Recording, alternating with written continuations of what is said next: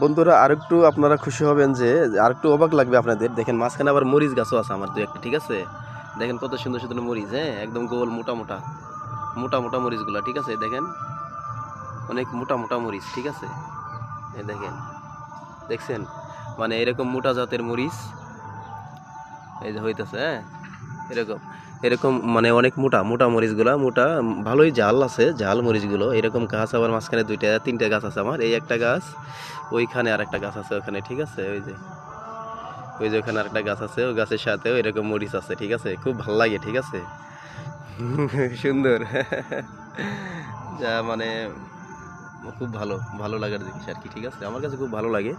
তো যাই হোক, পালং শাকগুলো মোটামুটি সব জ্বালাই গেছে।